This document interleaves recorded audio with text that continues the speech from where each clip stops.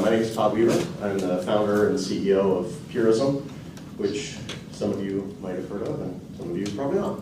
So I'll give you a little overview. Purism is a hardware manufacturer. We actually started in 2014.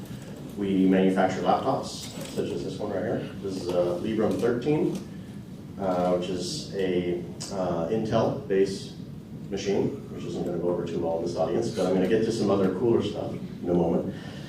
We actually started, and then we ran a crowdfunding campaign to say, is there interest in building a security, privacy, and freedom-focused laptop?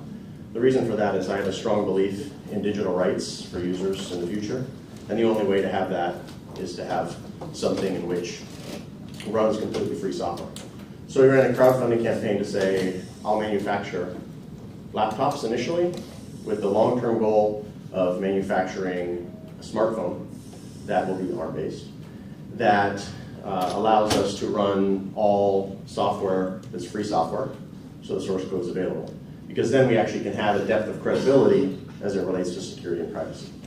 So we manufactured Librem 15-inch laptop, and have been shipping that for a few years. We're actually on revision 3 of that laptop. The Librem 13, which is this device here, we're on the second revision, and we have inventory in South San Francisco where we do all the assembly, OS loading, and shipping. We just, about 33 days ago, launched a crowdfunding campaign to fabricate an ARM IMX6 phone, potentially IMX8, depending on the timing. And that's going to not be Android. It's actually going to run Pure OS, which is our own distribution, that allows us to have a proper GNU Linux stack on a phone device. This is important for us for a number of reasons, is because the future of computing for me is actually scary as it relates to Android or iOS. It's scary as it relates to digital rights for users. And what I wanted to do is actually change the future. This is actually a very lofty goal to fabricate a hardware device that will run a full GNU Linux stack that allows you to make phone calls and actually use all free software. So it's an ambitious project. We need $1.5 million to fabricate the device, and we're actually going to deliver that in about a little over a year. Most of that time is software development as it relates to power management on IMX6 or IMX8 CPU, as well as being able to have a desktop environment that actually works in a 5-inch touch-only interface. So the area for the laptops, we've built up and have a lot of credibility as it relates to security and privacy. And we're continuing to grow. We've been doubling each year that we've been going. But for me, one of the largest projects to undertake is the mobile phone space. So I don't need to take up a whole lot of time. I actually wanted to ask to see if there's any questions about what it is we're doing, why it is we're choosing certain things. So the only other thing I'll say before I turn over some questions is by choosing IMX6 allows us to leverage an awful lot of what the free software community has already done with regard to the Linux kernel being able to use free software. And then we can just advance the areas that we still need to, which really is around the desktop environment and power management. I've met a few folks also as a sort of other topic at DevConf 2017. And at that conference, we also discussed possibly doing an ARM64 laptop. So one of the pieces there is because we have built a supply chain relationship to do smaller volumes and higher quality, and so we pay a lot more for non-recurring engineering fees. We pay a lot more per product, but we can then do smaller runs. So that means that we can actually do potential ARM64 laptops. So that's something that we've actually been discussing with a few other folks from DevConf, which we can also talk about here. I'm more than happy to. So with that brief introduction, not sure if there'll be any questions or things you'd like to talk about as it relates to hardware manufacturing, supply chain, what we're trying to do on the software side, free software, any of those topics. I'm more than happy to discuss and see how we can actually change the fabrication landscape. Why are you building your own phone rather than just taking a standard one and reinstalling the software?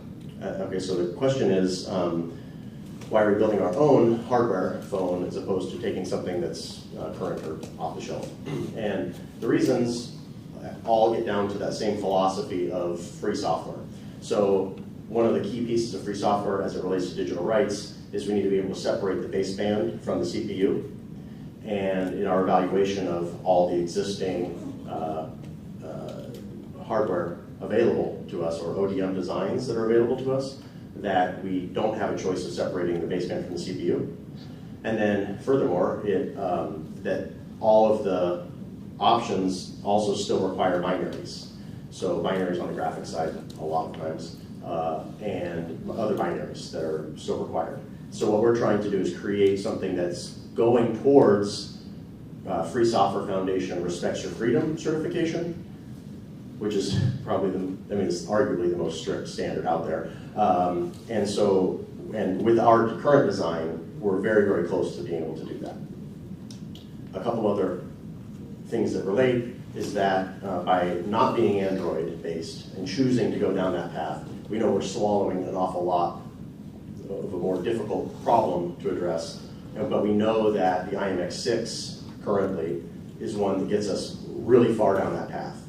And there's currently no i.MX6 ODM designs for smartphones. So we kind of had to balance those two choices. And in the end, our philosophy is so strong that we decided to pursue i.MX6 fabrication and then be able to produce a phone that way. Does that answer the question? Yeah, kind of. Although, so your baseband must still be proprietary software. So the baseband ROM is proprietary software. The kernel driver is free software. So, and that's an acceptable trade-off, is if we have something that doesn't run on the CPU, then, and is a ROM loaded, then we can certify that that ROM and that chip does only what it's designed to do and has no CPU or memory access. So it can be, equivalent like a USB. And the modem, presumably, is a black box. The baseband ROM? Yeah, the baseband ROM is a black box, correct. And but that is from the Free Software Foundation's strictures that if you load ROM onto the chip and that's separate than the CPU, that's an acceptable, because then it's actually a chip that can be separate and you can say it does only what it's designed to do and it runs in ROM. Of course, we are driving towards, we would drive towards having that ROM free as well. So our corporation, we're actually called the Social Purposes Corporation. And so what that means is that's in between a nonprofit and a for-profit corporation. So all corporations you're familiar with have one thing that they drive for, and that's all they ever drive for, which is profit. And nonprofit on the opposite end is usually for a social benefit. So Social Purposes Corporation makes it where we're actually for social purposes first, and then profit can come along as well. So by being for social purposes first allows us to say, that we have enshrined in our articles of incorporation that we are going to drive for free software everywhere. So as this relates to the ROM, or freeing that, is that we can actually push into the supply chain when we're negotiating for baseband chips to say we want a baseband chip that you're going to release the source code towards, and we can actually advance that cause. And we've also have a history of showing that we've done that. So as an example, on our Intel-based CPUs, we're running Intel Skylake CPUs that have Coreboot running on our machines, and we've also disabled, or neutralized is a better word to use, the management engine binary. That's a really nasty piece. And we're spending real dollars to reverse engineer to actually free the entire management engine on Intel-based CPUs. So the same process goes towards Wi-Fi cards, firmware and drives, right? Is that the game of freedom is really the same game as of security, which is a game of depth. So the deeper you go, the more credibility that you have in the hardware, and the more the user can trust it in the end.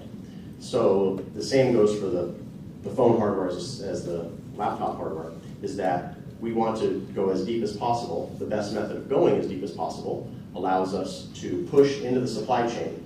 So my number one negotiating tactic when I negotiate the supply chain is software freedom. Then number two will be ethical working environments. And pretty soon I'll finally get down to mean time between failure. And then the last thing I negotiate on is price, which is why we will sell higher quality, more expensive machines to begin with until we can reach a volume.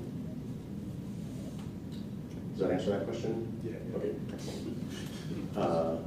Anything else? Other topics?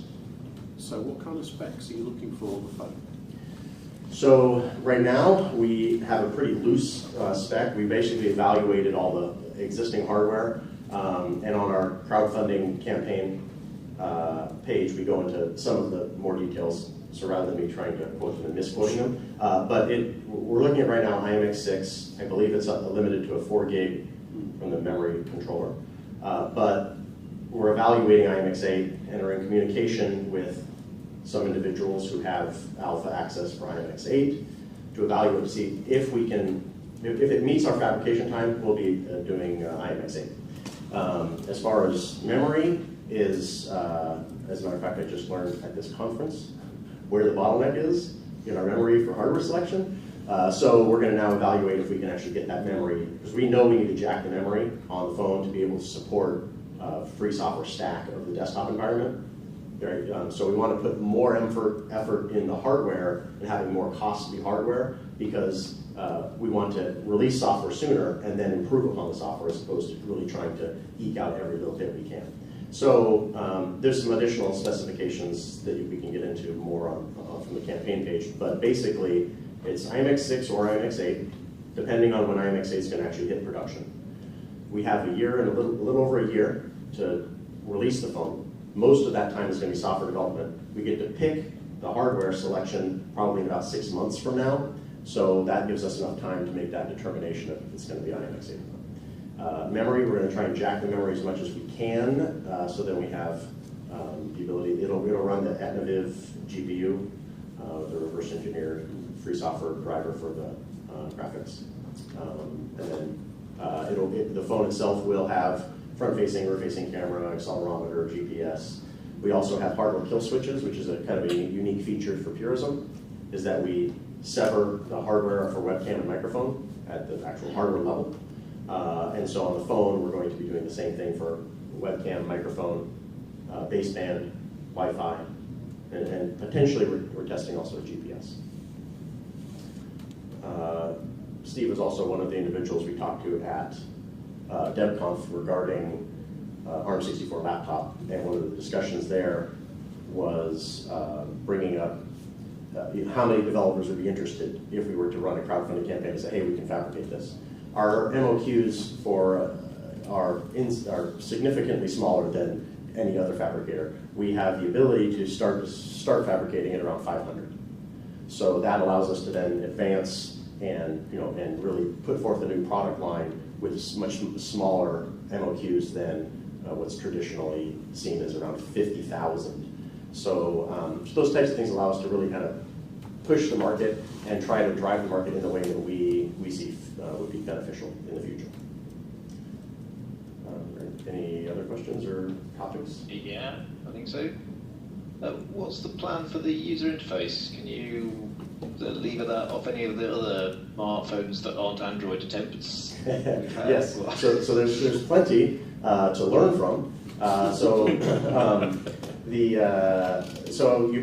Ubuntu to Sailfish, and so what we've done is we've talked with individuals from each of those communities and even brought on some of them as our staff members to evaluate and correct, let's say, the lessons learned from a lot of those attempts. And not all of them, what I would even say, are complete failures, that they were successes in their own small right, and then the overall entity suffered or a decision made that derailed it. So, so one of the key differences that we're trying to push is a upstream first fashion. So we've actually partnered with KDE for KDE Plasma. And we've also partnered with GNOME Foundation to advance GNOME GTK.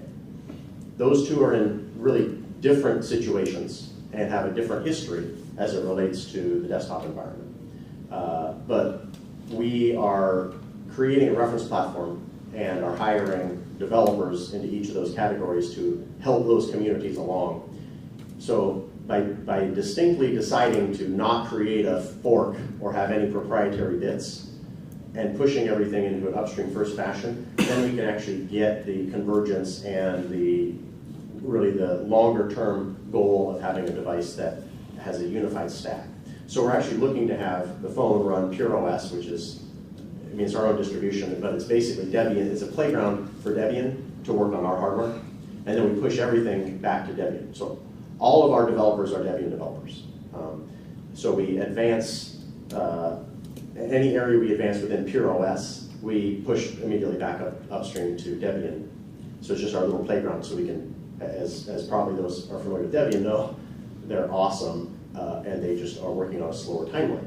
So we need to push things a little faster for our hardware, and then we work with the maintainers to maintain that back up. So to answer the question with regard to, it's going to be, we're evaluating and continuing to push GNOME GTK. We're evaluating right now GTK3 versus GTK4. Most likely GTK4 is seeming to be the better choice for being able to run on a small screen, a 5-inch screen that's a touch first and touch only interface. The KDE Plasma team already have working code for devices. It just doesn't work the full stack. And so what they're excited to partner with us is then they can have a reference design that they know isn't going to change in the next revision. And every time we do change, we'll be working with them to make sure that that change stays in the mainstream.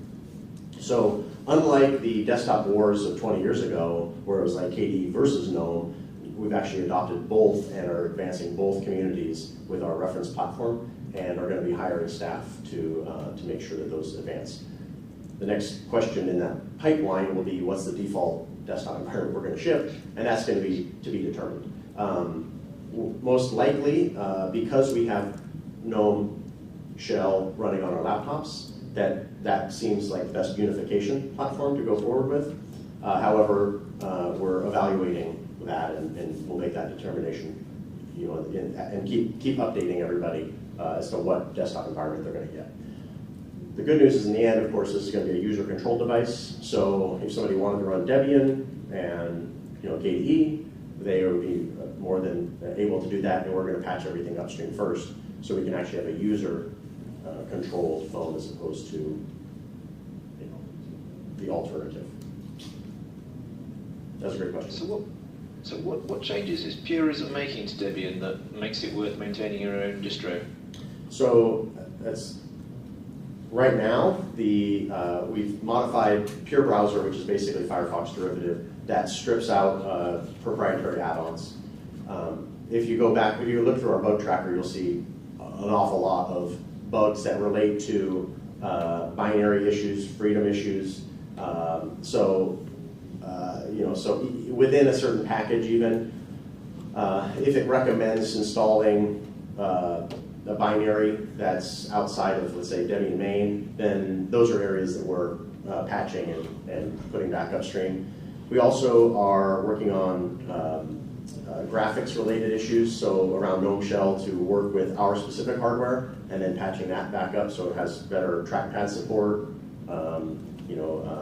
better when we disable the hardware kill switches. So there's a series of things. Our team right now for Pure OS development is, I believe it's 5 Debian developers, and each one of them has a different area that they're focusing on.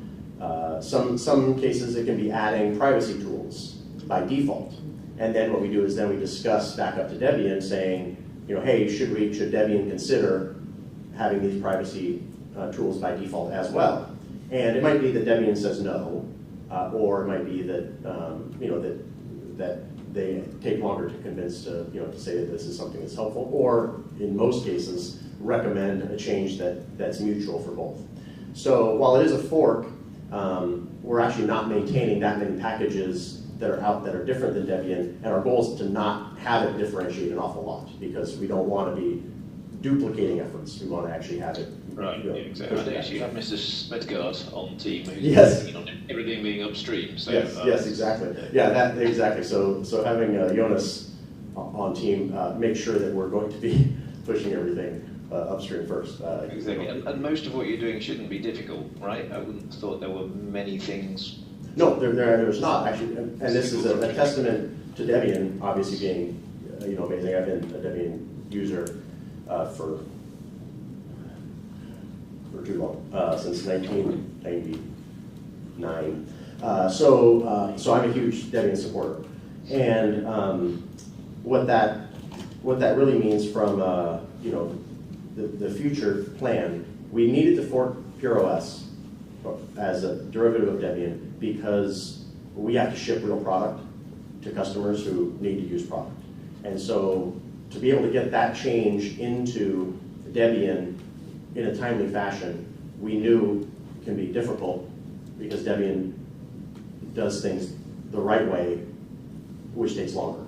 So being able to do something specific to our hardware and then recommend changes and then get into the debate, then we have the ability to actually debate it, make the right decision, and then we can pick up that change from advancing that.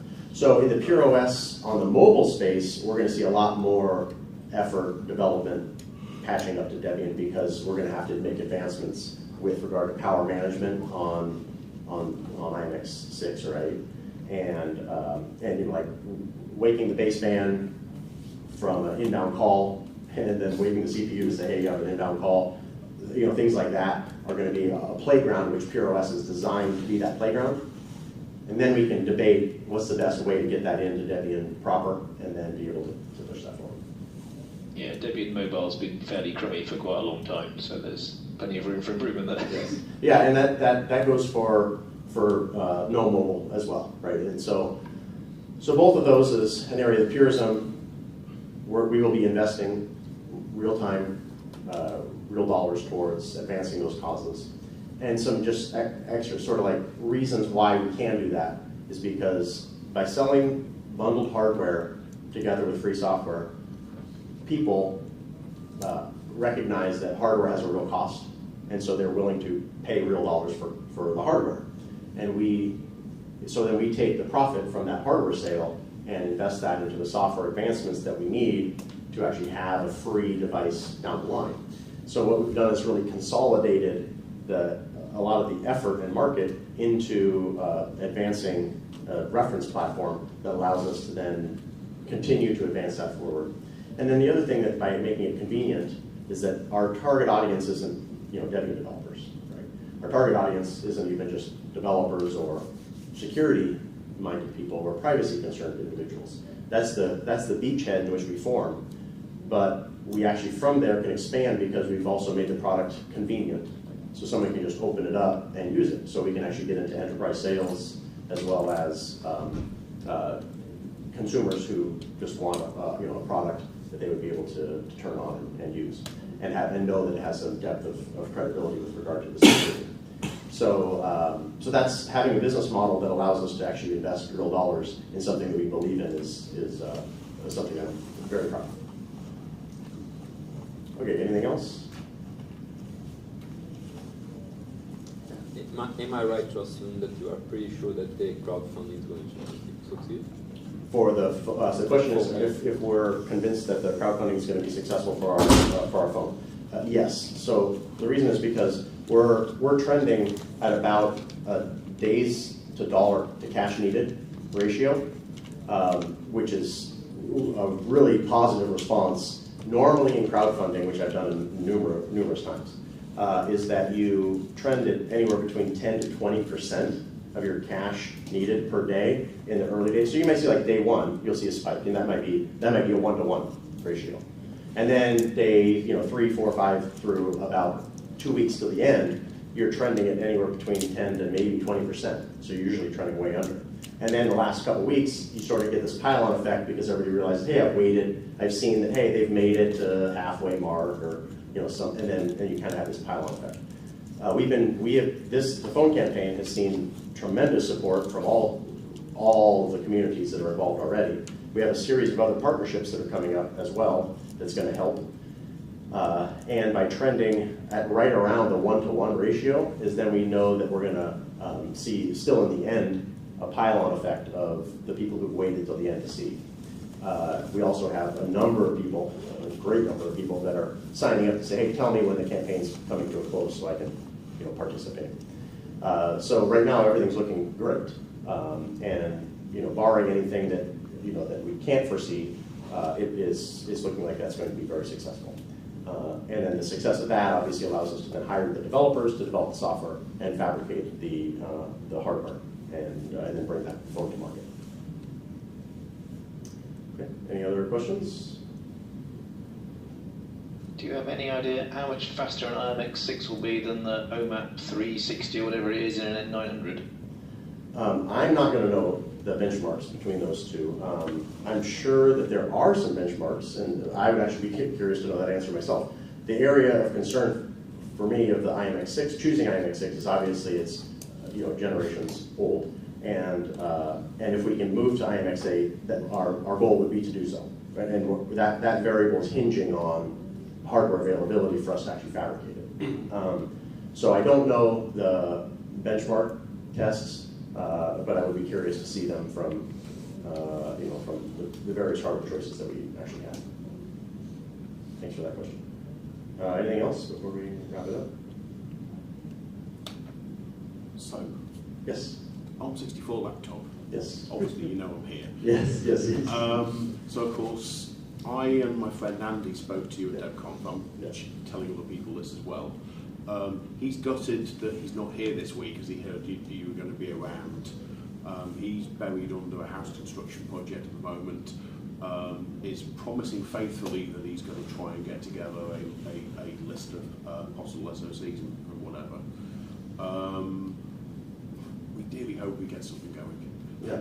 So Steve's bringing up the ARM64 project, which we discussed in DevConf. So I'll briefly describe how that's a possibility, which really comes down to the current manufacturing process within China. So 7 years ago and older, it was when we went to China to do any type of fabrication, there was a supply-demand story, which was that, of course, there was so much demand for mainland China fabrication that there wasn't enough supply to do so. So the Chinese government started to build literally cities for fabrication. So now when we go to mainland China, the supply and demand story has flipped, where we can go to a supplier and see that they have empty assembly lines. So now our negotiation is that, hey, let's try out a fabrication and let's do it in a smaller quantity where we have the same NRE fees, so we pay a lot for NRE fees, the non-recurring engineering fees up front, but we can do a smaller quantity run now because of the supply-demand flip. And I don't see that trend changing. I believe mainland China overbuilt a lot of the electronics fabrication to meet the early demand, and especially even as phone fabrications, oddly enough, is going down. So this is an area that we can leverage to our benefit of fabrication. So leveraging the supply chain to be able to run smaller MOQs allows us to do kind of things that wouldn't have been able to be possible before.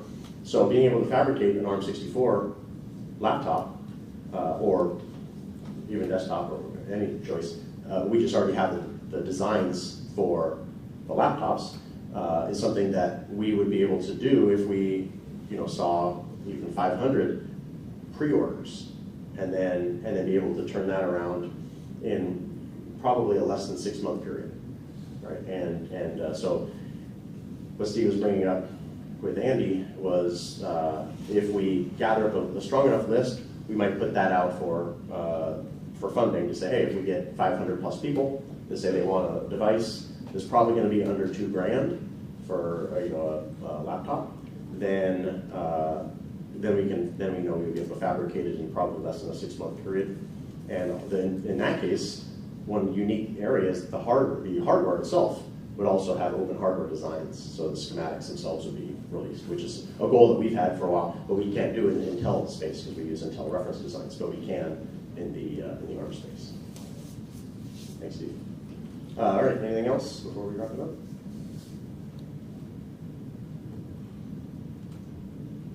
Awesome. Well, thank you very much.